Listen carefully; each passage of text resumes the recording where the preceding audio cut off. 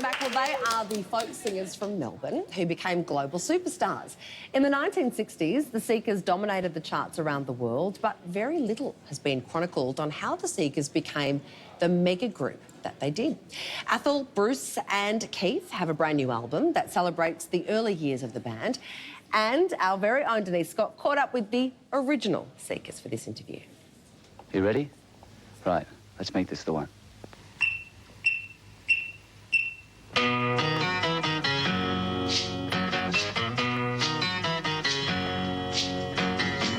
Well, firstly, I am very, very excited. Can you see how excited I am to meet you? I am off my tree. Not off my tree. I'm excited. Let the midnight special shine a light on me. We have the original Seekers. I must admit, I'm going to say right off the top here, that I was a little tentative listening to the original Seekers without a Judith Durham. But I got to say, your album is sensational. I loved it. I was born about 10,000 years ago. Oh, there's nothing in this world that I don't know. So you were all at the same school, Melbourne High. Just over the road. Just down the road from where we're talking right now. Yeah. I started my first group while I was at school in fifth form, year 11, and that was a group called the Trinamics. The Trinamics? The Trinamics. And then that kind of led to Athol and I getting together when the group that he had. This is morphed into the Escorts. The Escorts. Yeah.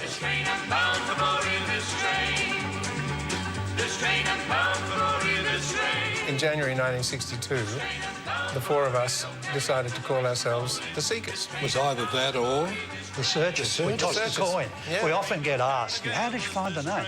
Well, I remember Keith and I were just walking down Burke Street one day and we'd started the group.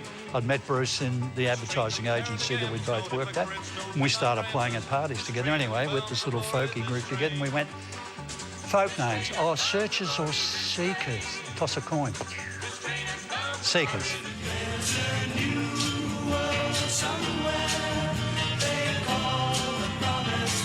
And of course, you became so phenomenally famous. Has that affected your lives? Do you get mobbed? I haven't had a good mobbing lately. No. I've been demobbed for some time.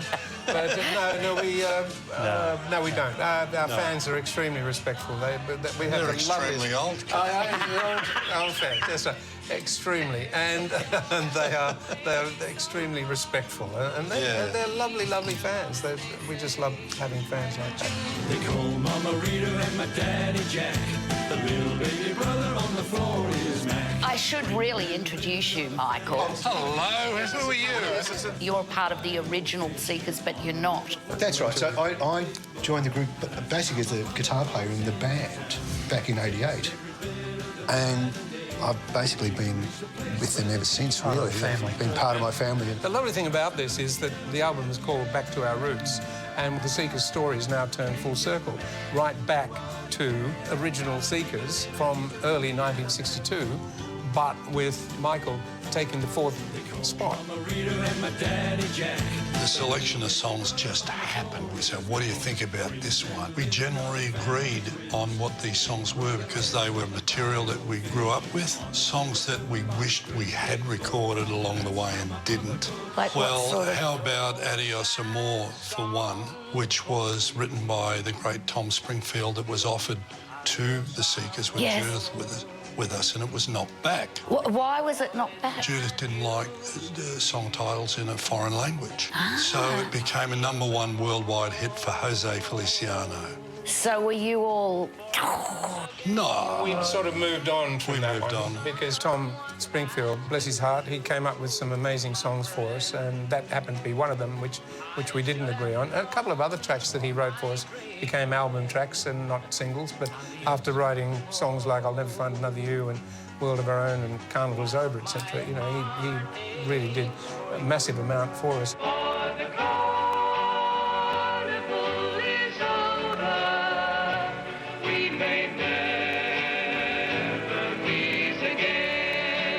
When you get together, is there ever arguments? Someone asked me that question not so long ago. We just extend each other's right. We're all very different people, and inclusive of Michael now, and we all benefit from that and always have. A little touch of insanity in each one of us as well.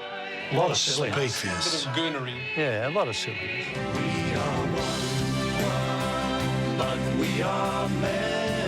I Am, You Are, We Are Australian, Yes, yes. which you wrote, Yes. Bruce. There's been a bit of a cry out for it to become a national anthem. Would you ever allow that to happen? I've been asked this question hundreds of times over the years. I'm sorry. I know. You look pained about my it. but- answer is the song is what it is. It's already done what it is meant to do, is be well known by lots and lots of people, particularly children. The issue of national anthem is a bit of a red herring, to be quite honest. It doesn't need to do any more than what it's done and what it is now. We want to sing it in our concerts, but you don't always, in your concerts, get up and sing your national anthem, do you? Yeah, no. So I think that's one reason. One of the things that I'm Australian has managed to do is to include people as opposed to excluding people. And I get the feeling with our current national anthem, it does exclude people. And Bruce and Dope's song includes people, and that is extremely important.